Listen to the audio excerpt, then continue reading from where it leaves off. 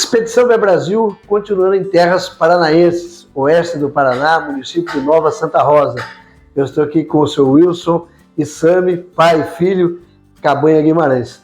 Obrigado por receber a Expedição Ver Brasil, é um prazer a gente poder estar aqui para falar de mais um projeto. E aqui, um duplo projeto, nós vamos falar de ovinocultura e vamos falar de caprinocultura de corte também. Como é que começou essa história, senhor Wilson? Primeiro, bem-vindo. Obrigado. É muito grande recebê-lo aqui. Viu? Prazer é nosso. Bom, essa história começou em 2010, quando eu fui, por imposição sobre a saúde, ter que deixar a minha profissão, né, em São Paulo. Tá. E isso me obrigou a vir para o interior do Paraná. Chegando aqui, nós conhecíamos o Boer, o Cabrito Boer, já na nossa moradia que tivemos na Bahia, por 11 anos. Tá. E eu tive a oportunidade de conhecer o pequeno ruminante. Então, chegando aqui, a primeira ideia que me veio ao coração foi criar o Boer na região, que era quase, né, desconhecido aqui. Praticamente não é a tradição e não era a tradição à época também, né? Ainda que tínhamos aqui 2 bons criadores, numa época áurea do Boer, mas um pouco antes da minha chegada. Tá. Depois eu já peguei sem associação, sem os criadores, Okay. mas os que tinham eram bons criadores, foram eles que, de uma certa forma, me introduziram na raça. Nós estamos falando aí de praticamente 15 anos, aí do início da atividade até hoje. Perfeitamente, 15 anos criando. Desafios, né? Introduzido para quem não estava na atividade da caprinocultura, para quem veio de uma atividade basicamente urbana, de ter o desafio de trabalhar a pecuária, de vir para o interior e principalmente de trabalhar com a caprinocultura. Que desafios que o senhor destacaria como principais desafios que o senhor teve aqui nesse processo? Nós tivemos grandes desafios. O primeiro deles foi entender a dinâmica dos animais. O comportamento dos animais moldou as nossas atitudes. Em função deles, nós começamos a aprender sobre manejo. Tá. Ainda que a docilidade da raça, por isso que ela foi escolhida para nós aqui, por causa da docilidade, ela nos orientou muito sobre manejo, sobre o trabalho. E essa decisão efetivamente de trabalhar com o Boer, né, como uma raça para trabalhar o mercado, qual que era o foco de mercado? Era trabalhar já com genética ou só pensava em comercialização ou no início nem tinha um foco comercial? Como é que foi isso? Não, quando nós iniciamos com o Boer já tínhamos um foco comercial. Tanto é que uns 6 meses antes de vir aqui para a região, eu fui na Associação Paulista dos Criadores de Caprinos. Tá lá. Capripaulo, isso. Eu tive uma prévia com eles lá e fiquei quase um dia inteiro conversando com eles sobre esse mercado. E eles, na época, né, isso aí há 16 anos, 15 anos, eles não tinham muita informação sobre o Paraná. No entanto, havia um mercado promissor. E desde o início a ideia que me veio ao coração foi produzir carne, produzir animal para abate. Focado para carne. E aí nesse período, né, em que o senhor teve esse trabalho da implantação, como é que foram os desafios técnicos, né?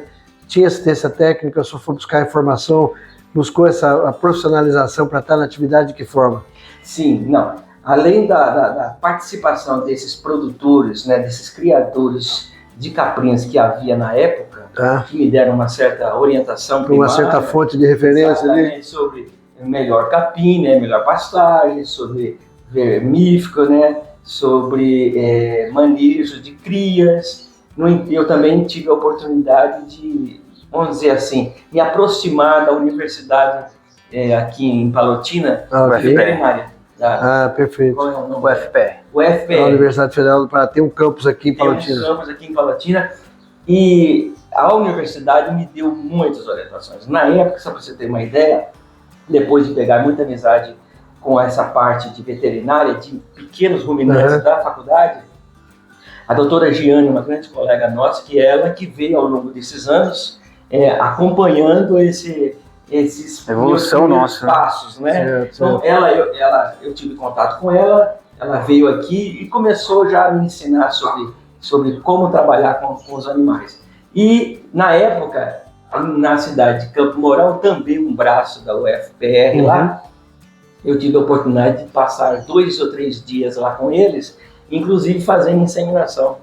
Aprendendo a fazer a prática de inseminação. Eu lá aprendi a fazer curativos, esse tipo de manejos pequenos. Né? Fez a diferença para o senhor ter esse apoio, ter essa assistência, esse acompanhamento? Tudo é diferente.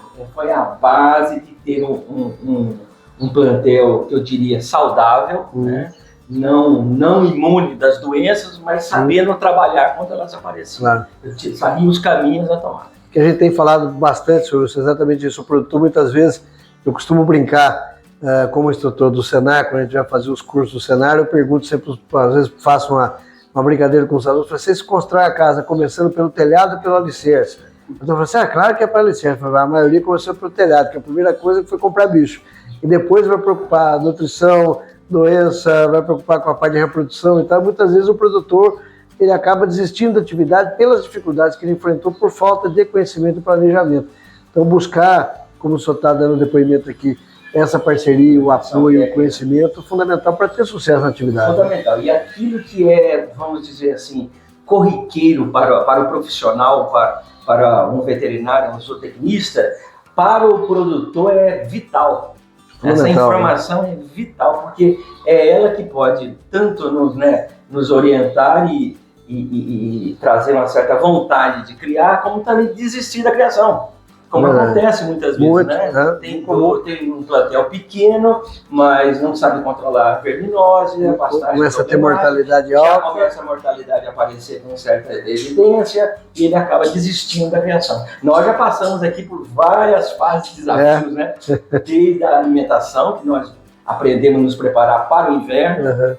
Nós não tínhamos essa ideia quando começamos, mas começamos a nos preparar para o inverno, fazendo silagem, né? Melhorando as pastagens, e esse foi o trabalho inicial nosso. Bom, fazendo uma linha do tempo aí desses 15 anos, né? Desde o início da implantação do projeto, chegar nos dias de hoje, como é que o senhor vê esse momento que está hoje a propriedade, como é que o senhor viu, né, nesses 15 anos, esse passo a passo da implantação da capinocultura aqui na propriedade? Nós evoluímos muito, muito, muito. Desde que começamos os animais têm se mostrado mais férteis, bem mais férteis do que quando eu comecei, mais dentro da raça Boer. Com a chegada do SAMI, a gente procurou canalizar as ideias mais para a raça mesmo, né? E sem perder o foco do comercial. Perfeito. Sim, a ideia de produzir carne. Como é que foi essa chegada do SAMI aqui? Como é que o senhor trouxe ele para cá, arrastou para ter o filho já junto aí desse projeto? Então, as pessoas falam muito mal do Covid, que de fato né? Mas para mim o Covid foi uma bênção, né? Porque o SAMI deixou São Paulo e por causa do Covid, de uma certa forma, fugindo do Covid e acabou vindo para cá e aqui entrando em contato com os animais, se apaixonou também. Foi uma grande ajuda para mim.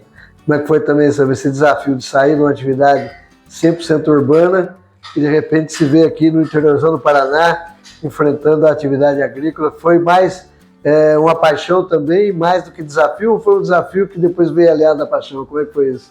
Digamos que a gente conhecia a pecuária, eu pelo menos conhecia a pecuária de livros, né? Por mais que a gente sempre teve muito contato com produção de animais, de outras áreas, né, de outras espécies, mas na prática, a vivência diária não tinha, né? E chegando aqui eu tive esse primeiro contato com os caprinos, era 100% caprinos, e literalmente me apaixonei pela raça e também pela dinâmica do dia.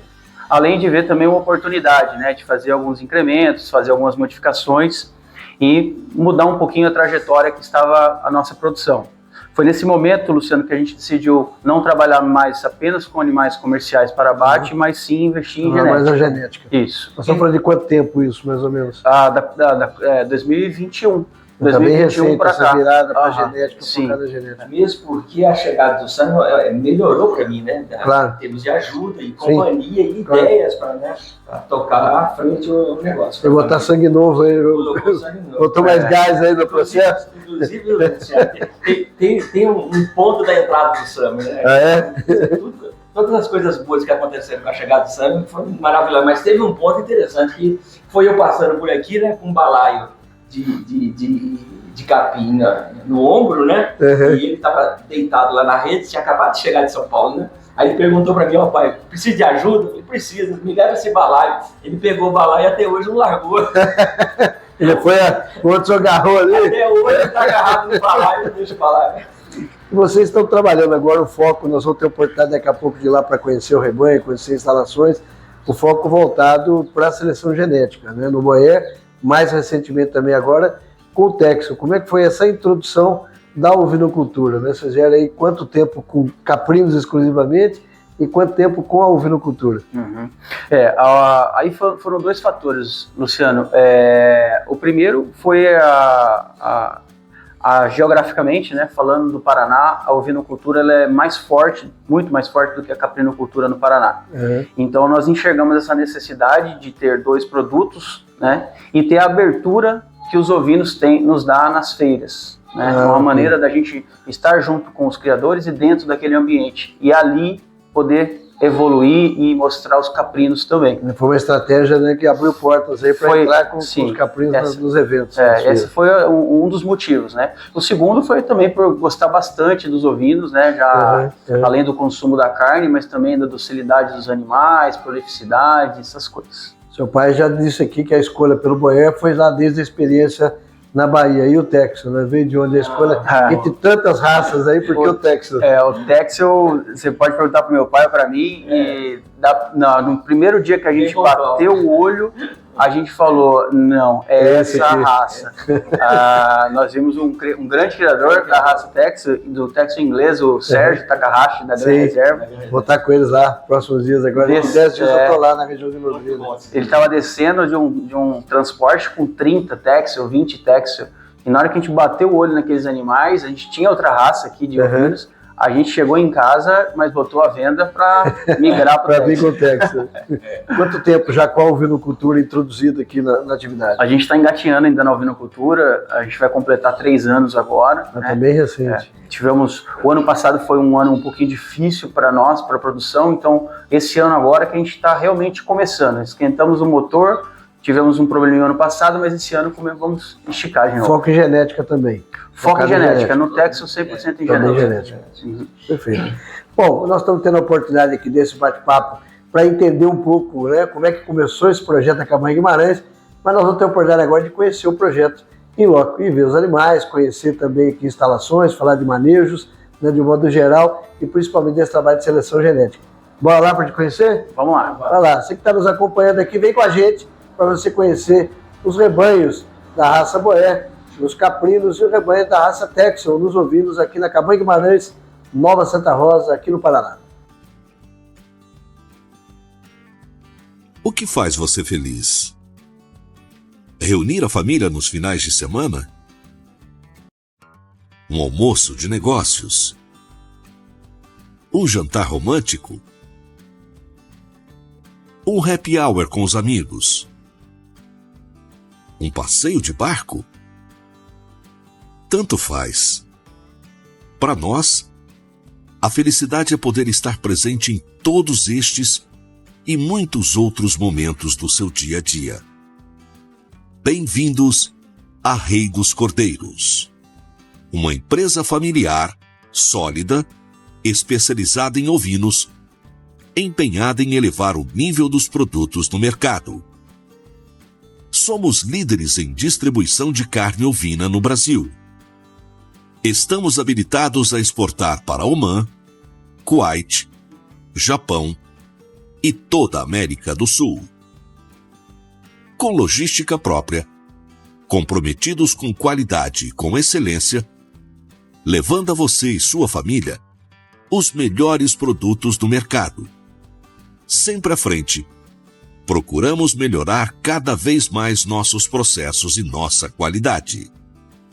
Hoje contabilizamos um abate mensal de 20 mil animais. Recentemente expandimos nossos horizontes com o abate no Uruguai, visando um crescimento exponencial para os próximos anos. O Rei dos Cordeiros possui abate com certificação Halal, regulados pelo Centro Islâmico do Uruguai. Viu só? Com todas essas qualidades, você pode ficar tranquilo na hora de consumir. Rei dos Cordeiros, o melhor sabor do campo na sua mesa. Sami, falando aqui do seu sistema de produção, explica um pouco pra gente o trabalho que você tem feito aqui nessa questão do planejamento forrageiro. Certo, Luciano. Tanto nos ovinos quanto nos caprinos, nós trabalhamos no sistema semi-intensivo, né? Trabalhamos com pastagens mais de verão, né? E também com alimentação no coxo. Trabalhamos com silagem e o concentrado no coxo. Durante o dia, você vai acompanhar agora um lote de ovelhas paridas. Essas ovelhas elas passam o dia a pasto, já os filhotes acompanhando elas também, tá? Então, normalmente você já solta os animais aqui na parte da manhã. Isso. Esses animais vêm a pasto, ficam quanto tempo a pasto? Em 6 horas em média. 6 a 8 horas por dia. E aí você tem uma suplementação, uma complementação do pasto Isso, a coxa. A coxa. Tanto para os ovinos quanto para caprinos, esse é o manejo. Isso, exatamente. Tanto ovinos quanto caprinos. O que você tem utilizado aí de gramíneas que tem tido um bom resultado para você aqui na propriedade? Hoje nós estamos trabalhando com a aruana e com o gigs. A gente vê que dá uma boa produção de matéria seca e uma boa qualidade nutricional também. Nós tivemos uma situação um pouco diferente esse ano aqui no Paraná, que foi o excesso de geadas, né? Para você teve problema aqui também? Você teve problema? Isso mesmo. Nós estamos saindo agora dessa temporada de inverno. As pastagens foram muito prejudicadas, foram várias geadas severas, né? E estamos contando os dias aí para a pastagem recuperar. Aqui nesse lote tem filhotes de 20 dias nascidos até 60 dias. Mais um pouco já vão ter uma turminha entrando para apartação. Mais um lote aqui da propriedade. Ovinos da raça Texel, fêmeas paridas, aqui no piquete, tanto matriz quanto cordeiros e cordeiras acompanhando ao pé da mãe.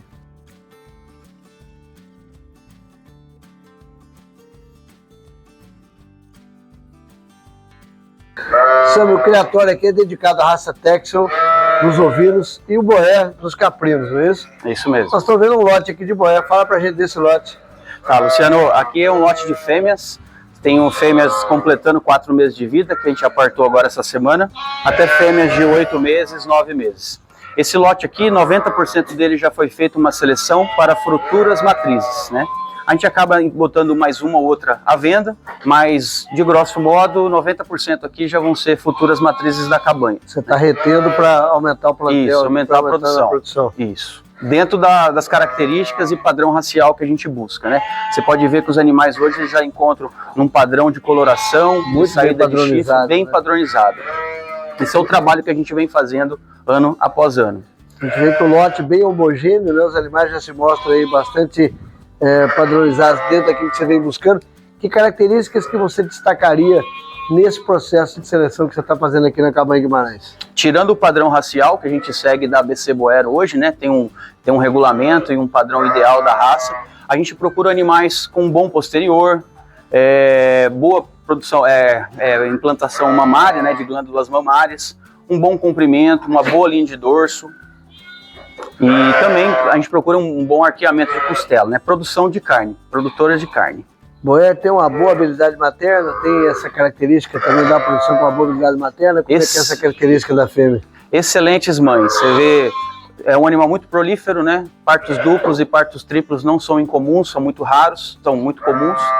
E excelentes mães. A produção de leite, ela não dá para comparar com uma cabra leiteira, claro, mas é o suficiente para criar 2 cabritinhos, às vezes até 3 cabritinhos tranquilamente. Estou lembrando que o foco do Boer é exatamente a produção de carne, né? Uma raça, assim como a Savana, a Kalahari, o Boer, são raças dedicadas aí à produção de carne caprina, né? Exatamente. Então, mais um lote aqui da propriedade, Cabanha Guimarães, aqui no município de Nova Santa Rosa, vendo a oportunidade aqui do lote de fêmeas na seleção e ampliação do plantel aqui da Cabanha. Sami, nós vimos ao lado aqui o lote de matrizes Boer, nós estamos vendo aqui do outro lado o lote das fêmeas ovinos Texel, né, que também faz parte da seleção aqui da Cabanha Guimarães. Fala um pouco pra gente desse lote e desse trabalho com a raça Texel. Legal, Luciano. A raça Texel é um projeto novo, né? A gente está completando 3 anos agora, se eu não me engano. Você está acompanhando aqui o lote de nossas ovelhas paridas, ovelhas e borregas paridas, tá? Tenho animais aqui de 30 dias a 60 dias de parido. Nesse momento aqui elas estão recebendo o concentrado da manhã e daqui já vão a pasto, tá? Passam o dia todo a pasto, fica aberto, elas podem se recolher a hora que quiser, entrar para beber água, mais alimentação de volumoso a pasto. Por que a escolha do Texel? Qual que foi essa decisão de entrar, uma vez entrando aí na ovinocultura, a decisão da raça Texel? A raça Texel, com certeza, nos encantou, além dos padrões raciais e também produção de carne, né? Foi a docilidade do animal, a habilidade materna, uns animais muito tranquilos de lidar.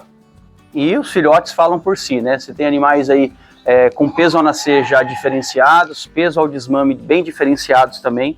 Para quem quer produzir carne, excelentes matrizes.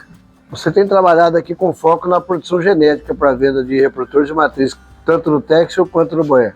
Isso mesmo. No Texel, como é um plantel menor ainda, a gente acaba ainda tendo mais animais mesmo para reprodução, né, matrizes e reprodutores. No Boer, como já tem um volume maior, nós também temos animais comerciais, para quem quer produzir carne. Perfeito. Nós estamos vendo esse trabalho aqui do criador Sami, que tem aqui no município de Nova Santa Rosa, Cabanha Guimarães, mais um projeto da ovinocultura e da caprinocultura de corte aqui no estado do Paraná.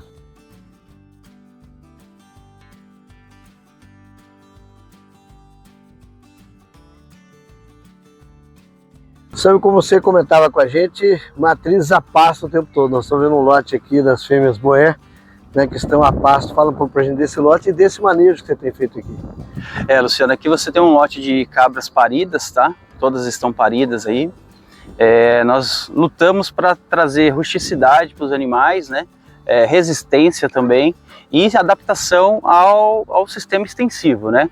A gente acaba tendo uma alimentação no coxo com elas, uma suplementação, mas o fornecimento de volumoso nosso aqui, tirando exceto o inverno, é 100% a pasto, né? Aqui você encontra elas pastando no capim aruana, é um capim que eles gostam bastante, né?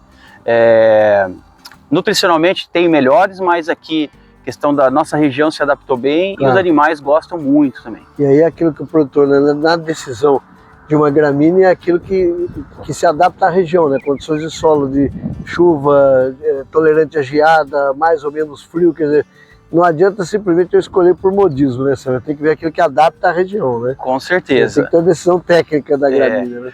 Outra coisa muito importante que a gente percebeu aqui, que a gente só tinha o aruana, né? Então, como você falou, em alguns períodos do ano, um capim vai melhor, outro vai melhor. Então a gente partiu para uma outra variedade, né? E aí já investimos numa gramínea. Hoje a gente trabalha com gramíneas gigs e também o pane com aruana. Todos eles respondendo bem aos animais, bem palatáveis os animais. Muito. Então sempre... E uma coisa que chama atenção aqui, para quem acompanha a Expedição Boer Brasil, sabe sempre desses estigmas, né, dos paradigmas, muitas vezes nas criações. Nós estamos vendo um lote de caprinos, né, da raça Boer, cerca elétrica ao lado. Respeito bem a cerca elétrica? Muito bem, muito bem. Diferente do que culturalmente fala do cabrito, né? Exatamente. Que nada cerca, né? Sim, exatamente.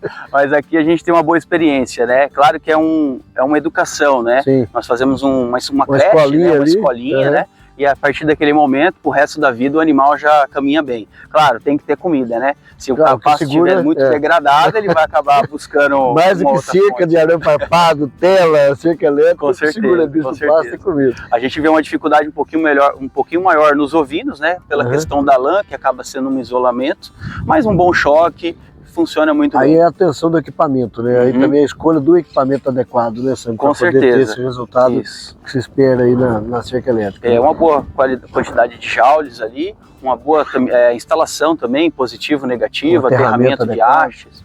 Tá tudo certo, tudo tranquilo. A gente vê aí o outro detalhe que chama atenção aqui nos animais dentro do seu manejo aqui, com muito bom score corporal, né? O que mostra que os animais estão bem adaptados ao sistema, né, semi-intensivo, mais extensivo do que intensivo. Sim. Aqui no processo, já bem adaptado nessa condição de manejo nutricional que você está fazendo aqui. Bem adaptados, bem adaptados. Nesse lote aqui as matrizes já estão aí, em média, na sua terceira, quarta aparição, né? Então são animais ali que já têm uma condição corporal já não ideal para uma pista, para uma exposição, sim, claro. Mas tá em produção, né? Com excelente produção de leite, se mantém muito bem, mesmo com pouca nutrição. Outro detalhe, né, que a gente gostaria de ver com você aqui, né, falando aqui do Boer especificamente, do trabalho que está sendo feito aqui. É uma raça que aqui no Paraná, diga-se de passagem, vários criadores estão buscando a raça Boer, né? Nós vamos ter a oportunidade, já visitamos 2 criadores, você é o terceiro criador que a gente está visitando, tem outros criadores, inclusive integrados aqui na cooperativa, por exemplo, na Caprivir, lá em Virmont.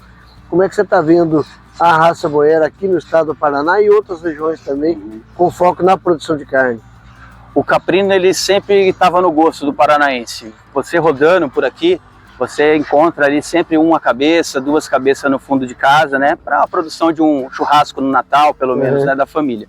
Então ele sempre teve no gosto, mas a gente nota que vem tomando uma escala maior, né?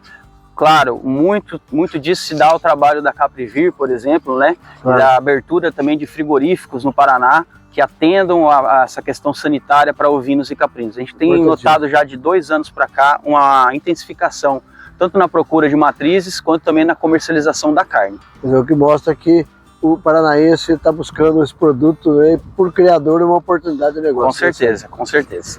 Conversando aqui detalhes, Cabanha Guimarães, aqui no município de Nova Santa Rosa, com o criador Sami Guimarães. Mas vem com a gente que tem muito mais coisa para a gente ver aqui.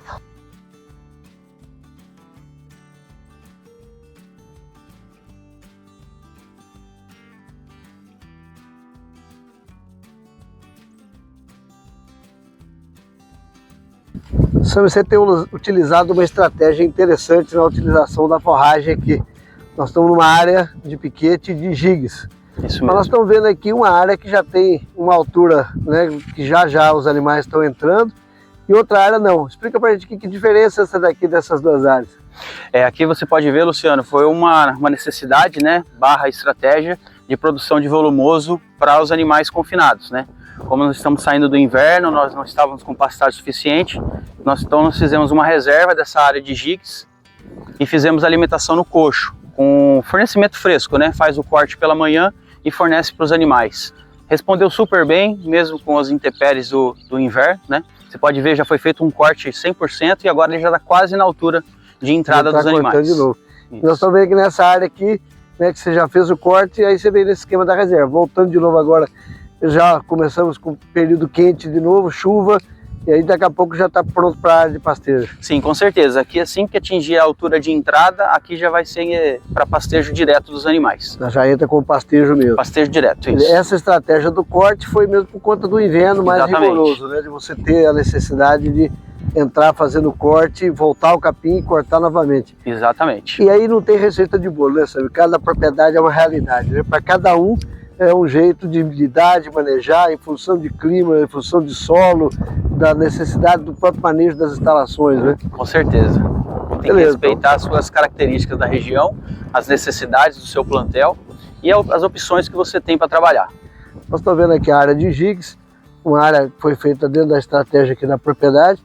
Nós estamos vendo aqui nitidamente as áreas que mostram que uma área que foi cortada para fornecer um coxo in natura, a outra área agora já foi cortada, que está retornando para os animais entrarem pastejando novamente. Sami, o Paraná traz algumas características extremamente interessantes do ponto de vista de produção de forrageiras, né? Vocês têm um inverno chuvoso, por exemplo, na nossa região lá no sudeste, eu sou de Minas Gerais, na região de Minas, a gente já tem uma dificuldade nesse período, a gente fica 90, 100 dias sem chuva, faz frio, venta muito em agosto, então pastagem acaba secando. E aqui vocês têm o inverso, vocês têm o inverno, embora com alguns problemas com geada algumas vezes, como foi o caso desse ano, mas fora a geada vocês têm uma condição de muita chuva, com a capacidade de produzir volumoso de excepcional qualidade, como aveia, como tifton, né? No caso aqui as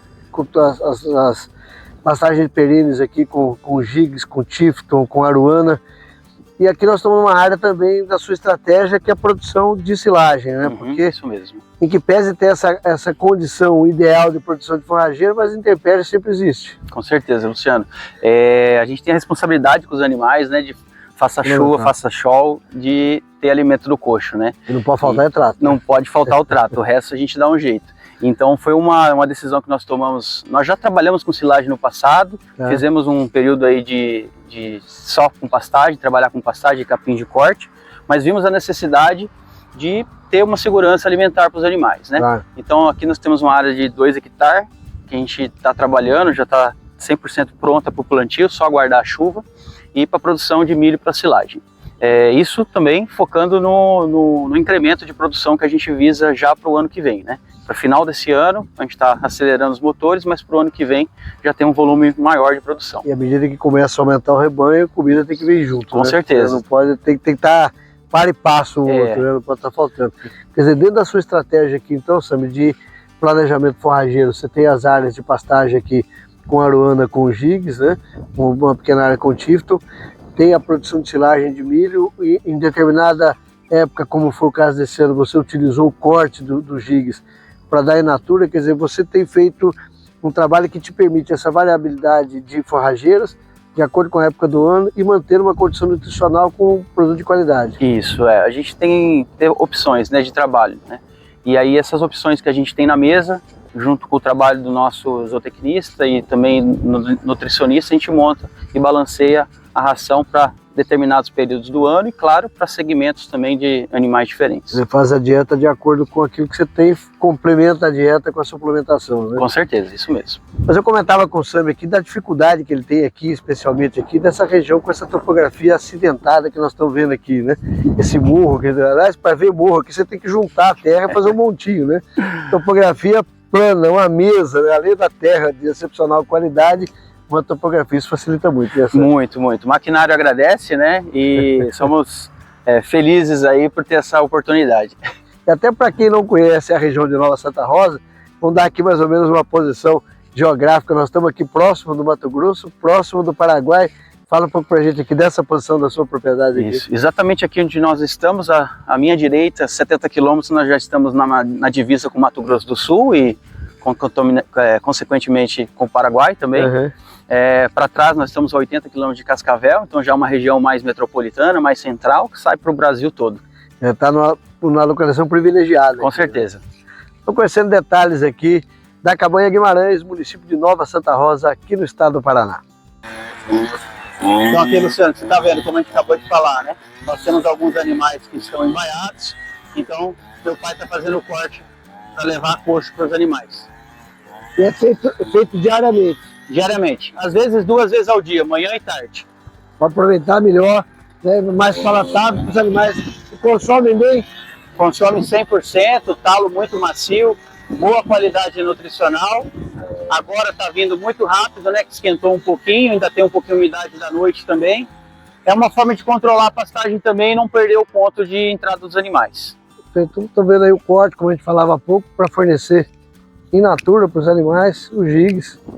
Vai aí para o coxo, para servir os animais que estão no sistema semi-intensivo. Sami, a gente vê que a sua preocupação aqui é de fato ter alimentação em abundância e de qualidade. Nós temos mais uma área da propriedade aqui que você está preparando agora uma nova estratégia, fala um pouco para a gente.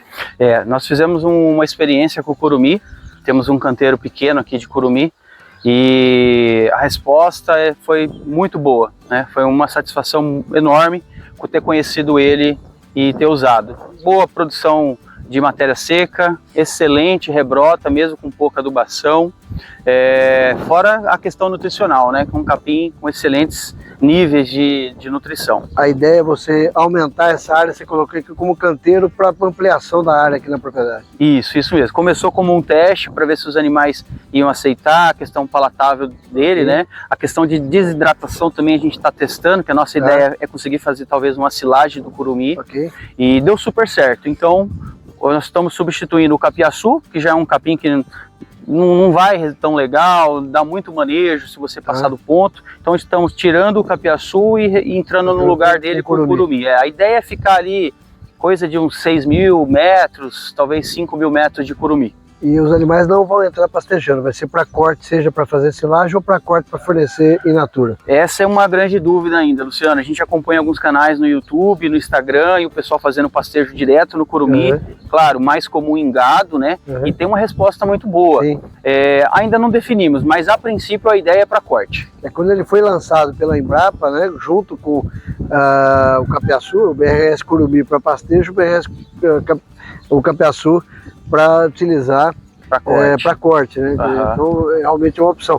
Mas já vimos produtores que nós visitamos utilizando o curumim, né, para fazer tanto a silagem quanto inclusive o feno, fazendo o feno do curumim, né, com opção também, né, para a propriedade. Muito bom, muito bom. Estamos muito satisfeitos com essa variedade do BRS Curumim.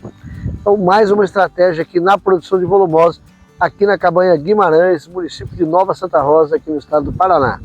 Ó, Luciano, então aqui a gente está com um lote de cabritos e cabritas, né?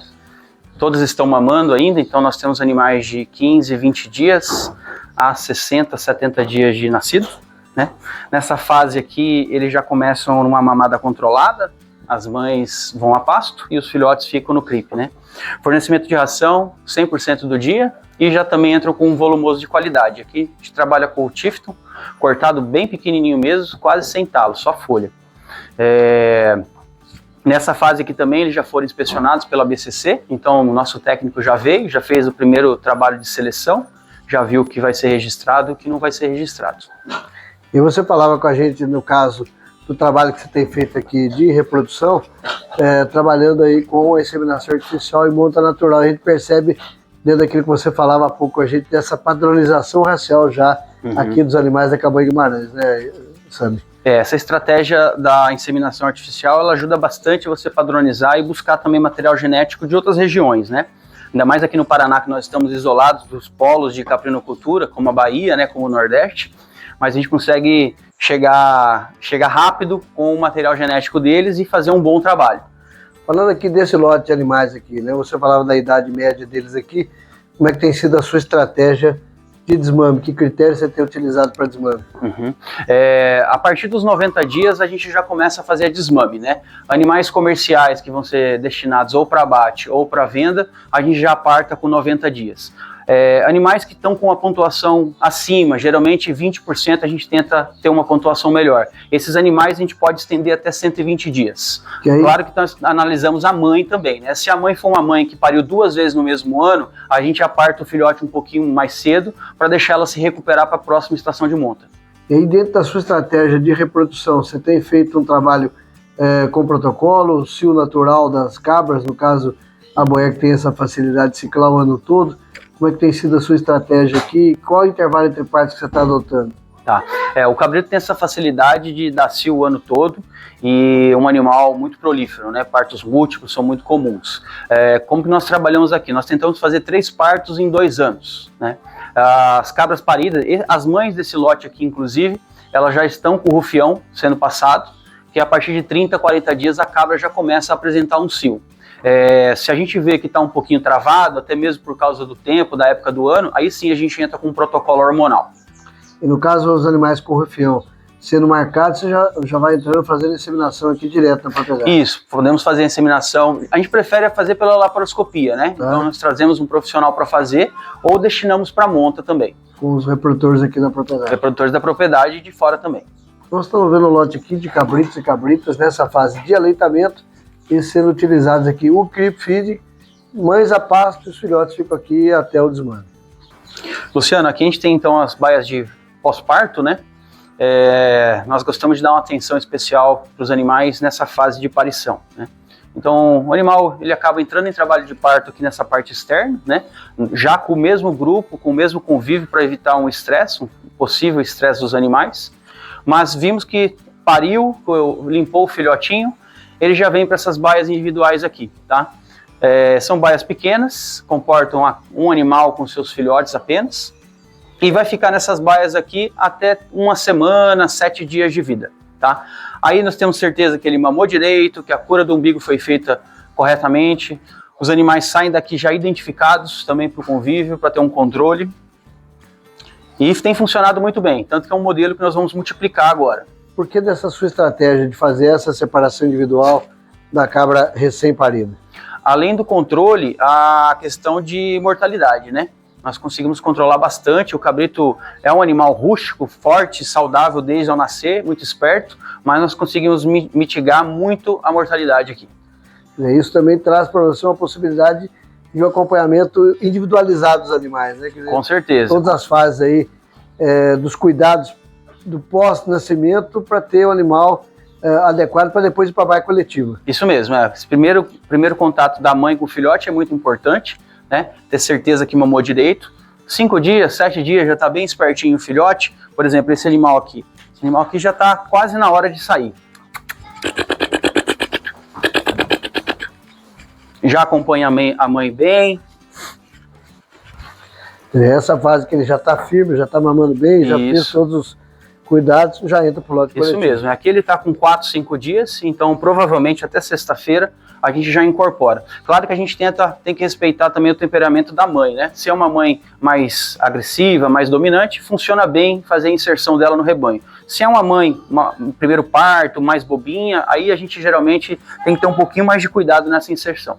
Perfeito, estou vendo detalhes aqui dos cuidados na fase de parição, com as bases individualizadas, atenção especial aqui para os cabritos e as fêmeas, mamada do colostro, cura do umbigo, firmar o cabritinho até que seja introduzido ao rebanho. Sami, nós temos um espaço aqui, múltiplo uso, né, que você tem utilizado no dia a dia da propriedade. Explica para a gente ter esse espaço, né, e a importância de ter um espaço desse. Isso. A gente já viu um pouquinho da importância, né, da produção de alimentos, mas outro pilar é a sanidade dos animais, né? Então, aqui é quase que o coração da nossa propriedade, é a nossa central de farmácia, bem perto da nossa maternidade, creep feeding, né? E a gente tenta atuar muito rápido. Então, identificou o problema, já tenho na mão aqui um medicamento, se for o caso, alguma coisa, e já entrar em tratamento. O ideal é não precisar, mas precisando tem que estar na mão, né? Tem que estar na mão, tem que estar um ambiente limpo também, né? Aqui é um espaço que a gente usa também para inseminação artificial, para essas biotecnologias. É um espaço dedicado aí, tanto para a questão da reprodução quanto para a sanidade. Ele, como você falou, além de ser o coração da propriedade, está no coração da propriedade, porque ele está aqui no miolo, isso mesmo, né, no meio entre as diversas instalações aqui. Bem, né, central. Bastante. Isso. A questão de OPG também, tudo é analisado aqui. Nós temos uma assistência veterinária mensal. Então, qualquer exame laboratorial que precisa fazer, geralmente é nesse espaço também. Nesse espaço sempre aqui. Isso. Eu não podia deixar de falar aqui, né? Você, embora mais recente em algumas raças, no caso específico aqui do Texas, nós estamos vendo já aqui um painel com alguns dos troféus que vocês têm já conquistado em exposições. Fala um pouco pra gente dessa experiência da participação em feiras. A gente é muito grato a cada participação que nós tivemos. Tivemos algumas felicidades na raça Texel e também nos caprinos Boer. E conseguimos mordiscar alguns títulos já. Fechamos o ano passado como o melhor carneiro Texel do Paraná no ranking Ovinopar. E terceira melhor fêmea também do Texel no ranking Ovinopar. E terceiro lugar de recente criador. Com o Texel, nós estamos falando de 3 anos aí, né? Completando 3 anos agora. Como é que você vê essa participação nas feiras, né, nas exposições, nas feiras? Que importância você vê de vocês participarem? O que te traz de benefício participar das feiras? Tá. Com certeza o maior ganho é o ganho visual, né? Hoje nós não entregamos mais cartões, né? Nós estamos na feira para ser visto e ser lembrado, né? Então, claro, nós levamos animais para competir, para fazer o nosso nome, né? Para atrair novos clientes, mas aquele contato criador, comprador na beira da baia, ele é essencial. Na feira você pode acabar não vendendo um animal, mas depois de 6 meses, 1 ano, esse cliente volta. É a oportunidade que você tem de mostrar a cabanha, mostrar o resultado dos trabalhos e mostrar o produto que você está fazendo ali, né? Isso, a oportunidade, inclusive, de comparar com outros criadores, inclusive, né? A gente praticamente abre a porta da cabanha lá na feira, né? Mostrando a sanidade dos animais, o perfil dos animais. Ali ele vai comparar e ele gostando, ele sempre vem aqui na cabanha para ver pessoalmente e acabar fazendo uma aquisição. Luciano, então aqui a gente está chegando em lote de desmama, né? A partir da apartação, a partir de 5, 6 meses de idade, a gente já começa a abrir para venda, tanto machos como fêmeas. Aqui você está vendo 2 lotes diferentes, né? Um lote com 8 meses, 8 para 9 meses, e um lote de 3 completando 4 meses, são esses animais à direita. Todos os animais aqui já foram inspecionados, já foram tatuados, aqueles que foram registrados, estão dentro dos padrões que a gente busca da raça Boer. E a gente percebe, como você falava, a padronização do próprio rebanho, né? Os animais estão muito pareia, né? Muito homogêneos, né? Sim. A gente percebe que os animais estão já dentro dessa característica que você está trabalhando, de buscar essa padronização aqui da Cabanha Guimarães, né? Sim, sim. Nesse lote aqui mesmo a gente fez um teste aqui tem 3 pais diferentes, já buscando ver o que a gente espera de cada sêmen, né? E ver qual que nós vamos repetir, qual acasalamento que nós vamos repetir. Então, primeiro nós testamos 3, 4 sêmens diferentes, identificamos e depois fazemos uma mensuração do que do que deu muito bom, do que não foi legal, e aí em cima do que deu muito bom a gente multiplica para o resto das matrizes. No caso, esses animais aqui já estão disponíveis para venda? Estão todos disponíveis para venda. Já aptos aí a todos aptos. Novas propriedades para ampliar aí o plantel de broé e a criação do broé, não só no estado do Paraná, mas qualquer região interessada, é só não passar vontade, né, Sérgio? Com certeza. Nosso mercado maior é Mato Grosso do Sul e o próprio Paraná, mas já vendemos para Bahia, Rio de Janeiro, São Paulo. Perfeito. Estou vendo 2 lotes aqui, mas em idades diferentes, já disponíveis para o mercado, nesse trabalho de seleção genética da raça boé, aqui na Cabanha Guimarães, município de Nova Santa Rosa. Bem, Luciano, esse aqui é um exemplar então da raça Texel, é uma fêmea madura já, uma fêmea de 37 meses. Durante esse período todo foi nosso cartão postal, participando das exposições. E ela exemplifica bem o padrão de animal que nós buscamos, né? Falando um pouquinho de conformação, por mais que é uma fêmea madura, mas nós procuramos essa linha de dorso aqui, ó, quase que uma tábua, né? Quase que uma mesa. Você pode ver daí também a profundidade, que é outro ponto que nós buscamos, animais profundos, sem perder a questão de aprumos, né? Falando um pouquinho de racial também, uma boa cabeça, uma mandíbula forte, boas marcações de narina, de olho. Esse é o padrão que nós buscamos. Estamos caminhando mais para o Texel inglês, que é o biotipo de animal que nos agrada. Aliás, e que tem tido, inclusive, nas propriedades que a gente tem visitado aqui no estado do Paraná, a linhagem inglesa e francesa são as predominantes, né? Mas com a preferência bem para a linhagem inglesa, né? Sim, eu acho que os criadores estão trazendo muito para isso, né? Posso dizer que o Paraná se tornou o berço do Texel inglês no Brasil, com certeza. Os maiores criadores de Texel inglês no Brasil hoje são do Paraná. E falando aí desse padrão racial para o produtor comercial, né? O que você destacaria para o produtor comercial que vai comprar um reprodutor aqui da Cabanha de Guimarães? O que ele está levando para a propriedade? E o que nós vamos ter de DEP lá? O que ele vai ter de transferência para o plantel dele? Nós já falamos um pouquinho da fase de peso ao nascer, né? De desmama. Então, assim, o peso e que se torna em carne depois, né? Ele com certeza já está indo de brinde pro criador que está comprando. Mas sangue não é água, né? Então nós investimos em boas matrizes, em bons reprodutores, sempre caminhando para trazer o melhor produto para o nosso criador. E a Texel traz também aquelas condições que a gente busca numa matriz, né? Com a boa habilidade materna, boa produção de leite, prolificidade, que são características que o Texel traz muito bem para o rebanho comercial, né? Sem perder a docilidade, né? São animais muito fáceis de manejo, excelente habilidade materna, boa conversão alimentar, uma raça excelente. Perfeito. Detalhes aqui da Cabanha Guimarães, município de Nova Santa Rosa, vendo aqui a raça Texel como predominante do trabalho, além dos cabritos da raça Boer. E aqui um exemplar da raça Boer, Luciano. Essa aqui é uma fêmea vai completar 1 ano agora, tá?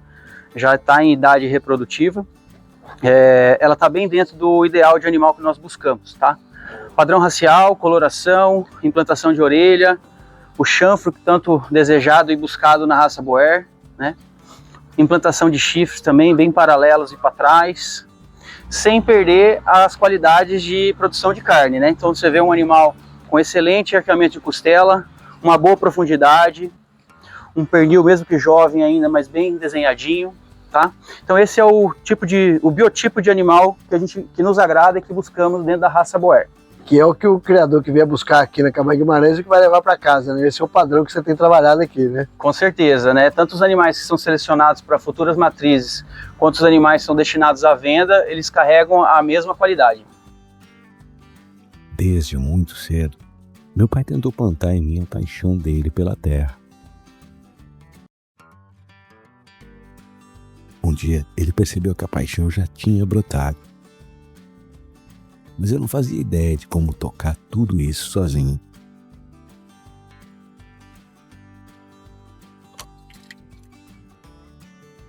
Ah, seu Lúcio, nem você cuidava de tudo sozinho, né?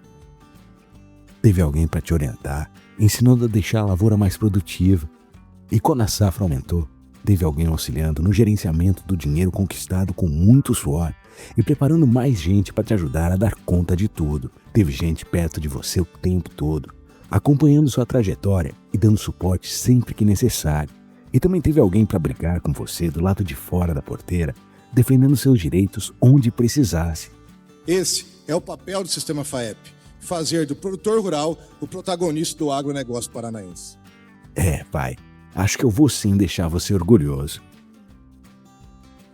Se São Pedro me dá uma forcinha. Entra aí, filho, que vai chover.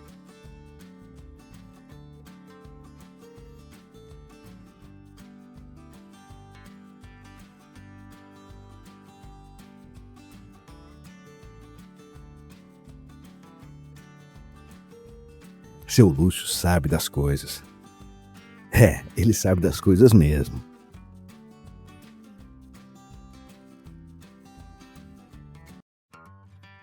Sistema FAEP. Faça chuva ou faça sol, sempre ao lado do produtor rural.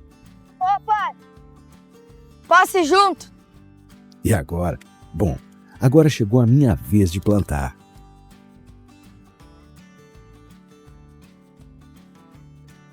Bom, você que está nos acompanhando nessa visita aqui no estado do Paraná, tiveram a oportunidade de ver aqui a qualidade do trabalho que está sendo feito aqui na Cabanha Guimarães. Seleção genética da raça Boer nos caprinos, seleção genética da raça Texel nos ovinos, com muita qualidade. E eu queria exatamente, senhor Wilson, voltar um pouquinho lá atrás, daquele primeiro nosso bate-papo, quando o senhor falou das parcerias que o senhor teve a oportunidade de fazer e de buscar no início da implantação. Criadores que deram orientações, o senhor teve a iniciativa de buscar a Universidade Federal do Paraná para ter treinamentos e buscar também profissionais que pudessem estar no dia a dia auxiliando, mas vocês já fizeram um avanço a mais aí nesse trabalho de assistência técnica, inclusive para as práticas de reprodução aqui na propriedade, né? Como é que tem sido esse trajeto? O que vocês fizeram aí de novidade nisso? Sim, nós procuramos evoluir, né? Já queríamos fazer um melhoramento genético. A ideia foi nos aprimorar nas técnicas, né? Junto com profissionais da área, e tem sido uma parceria muito boa. Hoje vocês estão trabalhando com profissionais de diferentes áreas para atuar dentro da propriedade. Como é que está sendo essa estratégia? Luciano, quando nós precisamos passar para as biotecnologias, né? E pela falta até de profissionais especializados na região, a gente começou a buscar fora. Profissional de São Paulo para fazer FIV, profissional de Londrina para fazer inseminação artificial, e aí isso aí você começa a ser um quebra-cabeça, né? Você tem que montar, e nem sempre encaixa certo. E nesse momento nós conhecemos uma empresa chamada Via Agro, que faz toda essa gestão hoje para nós. Tanto parceiro a parte nosso do projeto, inclusive, aqui. Com certeza. Um abraço, Flávio, Rafael. Um grande parceiro nosso, grandes parceiros nossos também, toda a equipe. Então, hoje ela faz a gestão completa da propriedade, parte de pastagem, parte nutricional, parte sanitária, parte reprodutiva e até mesmo a parte comercial também tem nos auxiliado. Tem sido um parceiro interessante, e essa assistência tem ajudado no dia a dia aqui da propriedade? Sim, com certeza. Hoje já está dentro da nossa rotina diária, né? Até voltando um pouquinho, sem esquecer, via Sebrae, né? Sim, o Sebrae é um grande parceiro parceiro nosso aqui no Paraná, que financeiramente viabiliza todo esse incremento que a gente tem. E dentro dessa assistência técnica, um diferencial que a Via Agro, que a gente percebe várias propriedades por onde eu já passei, que essa parceria já está consolidada, inclusive com vários produtores, é uma equipe multidisciplinar, né? Você tem lá zootecnista, veterinário, agrônomo, economista, quer dizer, você tem uma multidisciplinar que te permite buscar informações das mais diversas junto a eles, né? Isso mesmo, nunca é um tipo de profissional, né? Você tem vários cenários durante o dia ali que você precisa de opiniões de profissionais diferentes, né? Para encaixar e ter mais assertividade no problema que você está tendo. E tem um aspecto interessante, que é a rapidez dessa resposta. Nós precisamos de uma assistência rápida. Você não pode deixar para amanhã algo que está ocorrendo agora. Mas essa parceria aí tem feito a diferença, né? E, aliás, essa é uma particularidade do ovino caprino, senhores, que é um animal mais sensível, né? Quer dizer, você tem que ter uma resposta rápida, porque tanto para o bem quanto para o mal, quer dizer, se o animal não acude rápido, para você conseguir levantar esse animal é mais difícil, né? Para nós produtores é importante saber onde nós vamos buscar ajuda, né? Com a parceria isso facilita demais, né? E hoje, com as facilidades da comunicação, você faz um vídeo, uma mensagem, você mostra uma foto, você já consegue interagir. E o fato deles terem essa visita presencial permite também ao técnico, quando você está fazendo qualquer ação remota, mas permite ao técnico de visualizar aquilo que ele já sabe do dia a dia, ele conhece a realidade da propriedade. Ele já participa conosco aqui, né? Tem essa vivência, né, da propriedade. Né? Muito boa. Tendo as biotecnologias de reprodução, né, nós estamos aí com um avanço muito grande na ovinocultura, na caprinocultura, falando aí em transferência de embrião, fertilização in vitro, inseminação artificial, congelamento de sêmen, né? Como é que está também esse desafio de ter os protocolos, de fazer a inseminação, de trabalhar essas práticas? Como é que vocês têm visto isso no dia a dia do trabalho aqui de reprodução?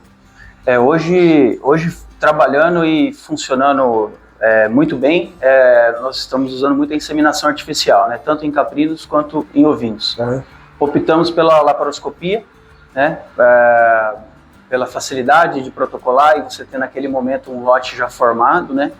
E já fizemos uma pequena experiência já tanto na FIV quanto na TE, mas ficaram para um segundo momento de ser esses investimentos, né?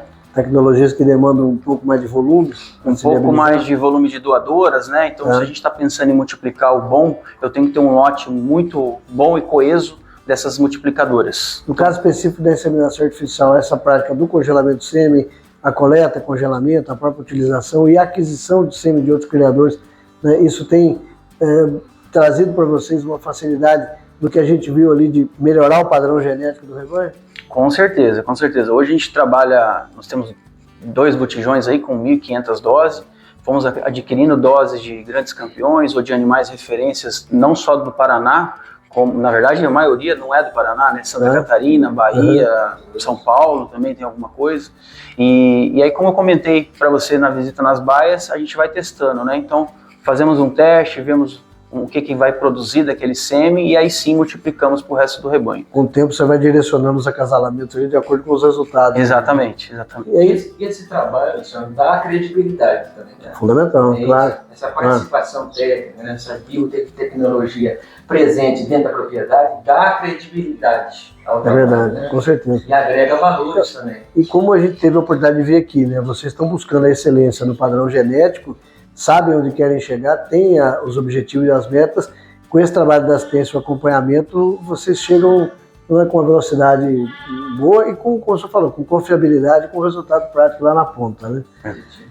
Falando de mercado, aí vem os desafios, né? Nós temos aí na ovinocultura e na caprinocultura, e nessa andança da Expedição Bem Brasil, por essa jornada nossa Brasil afora, nós temos momentos bastante diferentes. Eu queria tratar com vocês aqui os 2 pontos, caprinocultura e ovinocultura.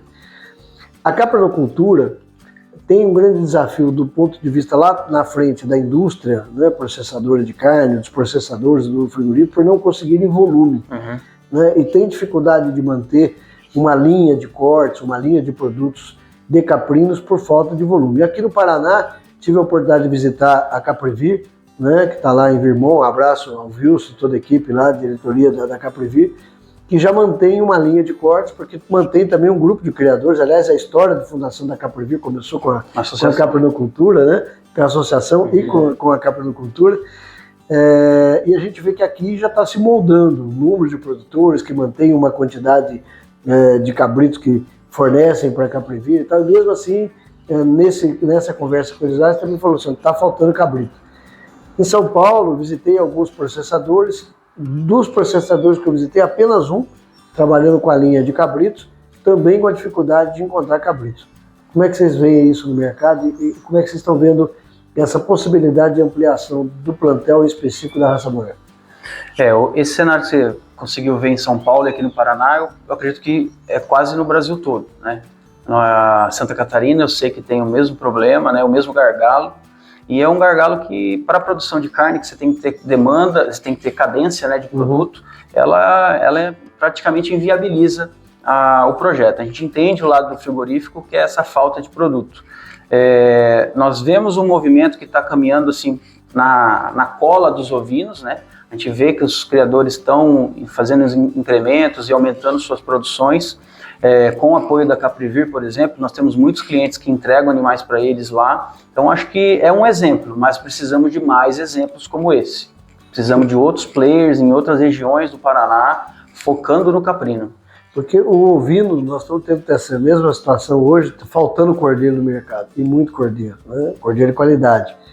Mas é um mercado extremamente demandado, com a demanda crescente de cordeiro nos últimos 3 anos, e muitas vezes o caprino pode pegar também essa carona, vamos dizer assim, uma boa carona né, para colocar na mesa do consumidor uma carne que, diga-se de passagem, também é de excepcional qualidade, né? Uma carne saborosíssima, que tem características, inclusive, nutricionais interessantes, né? Mas falta criador nesse fato. Como é que vocês veem isso? Por que vocês veem alguma resistência no criador, alguma dificuldade do criador entrar na raça?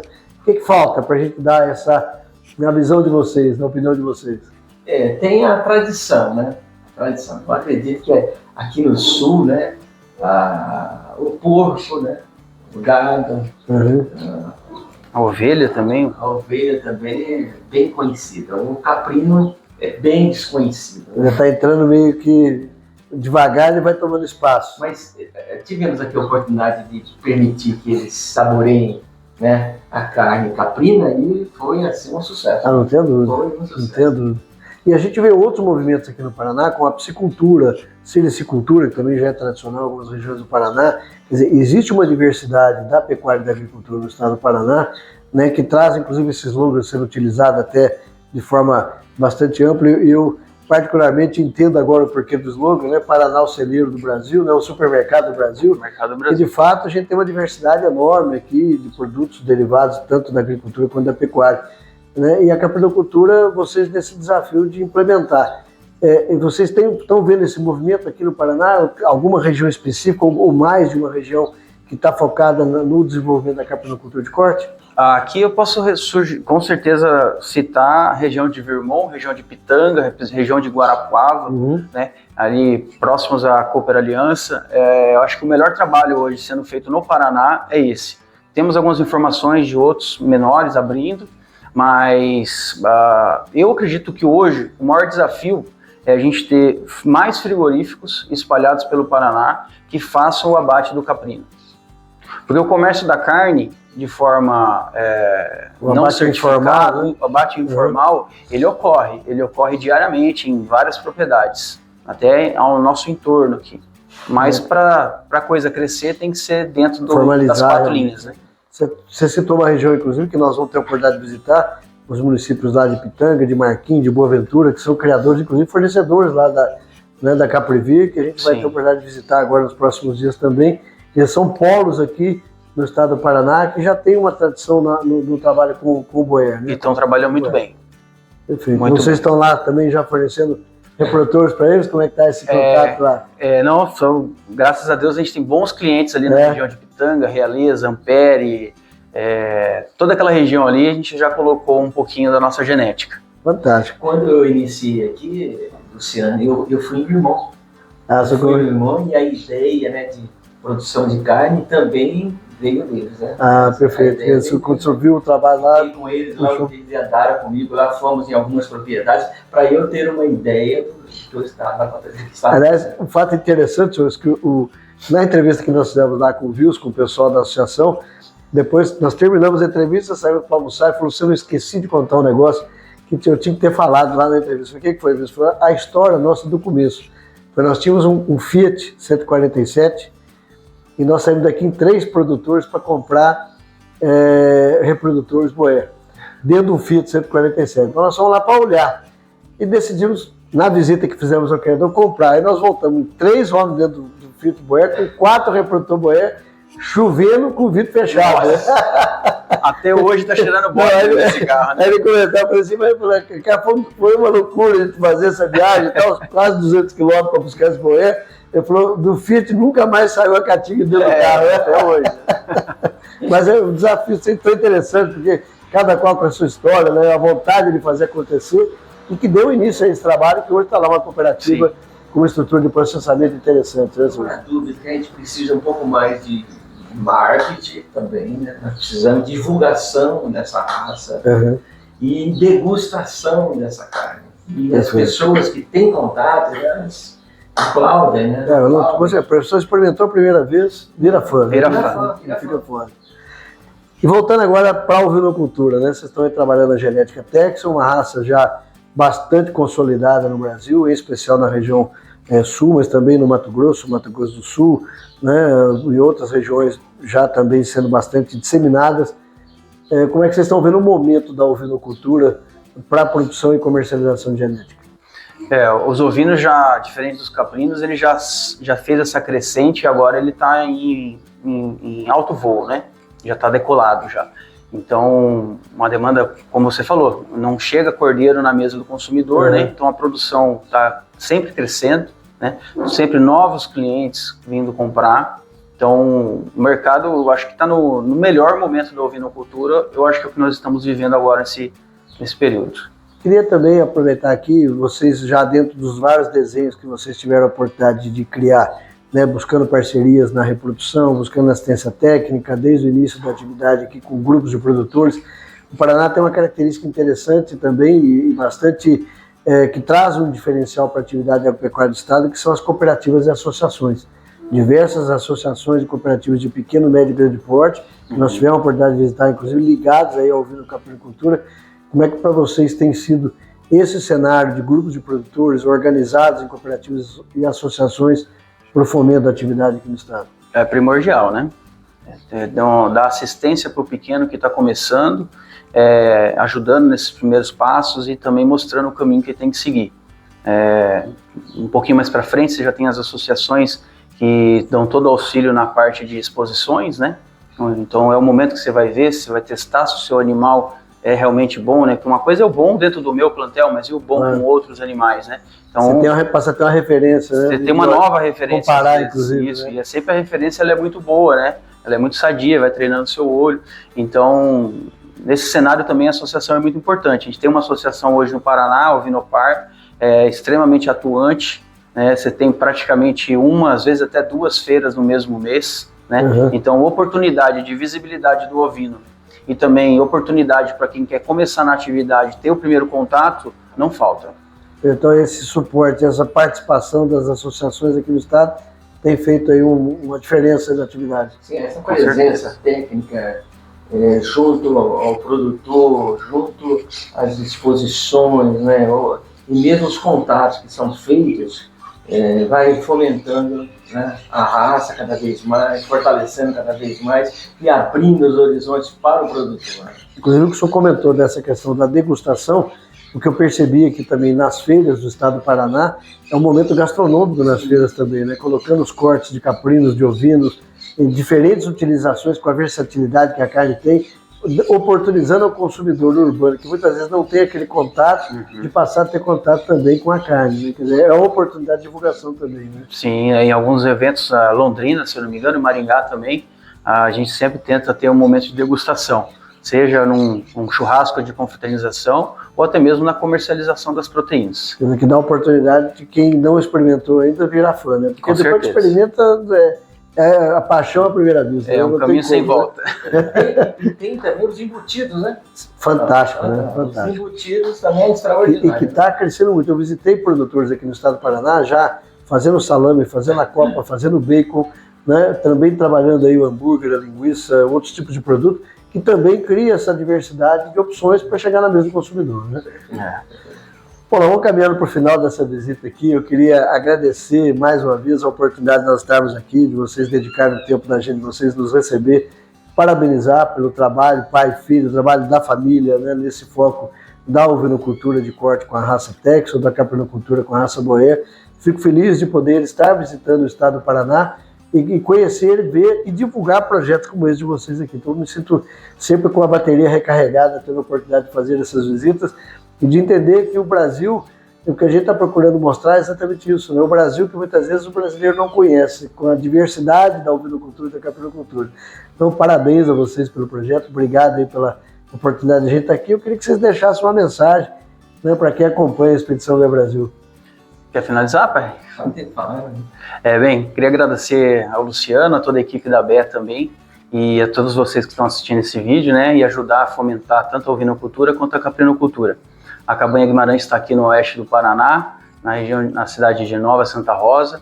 Tem nosso Instagram, @Cabanha Guimarães.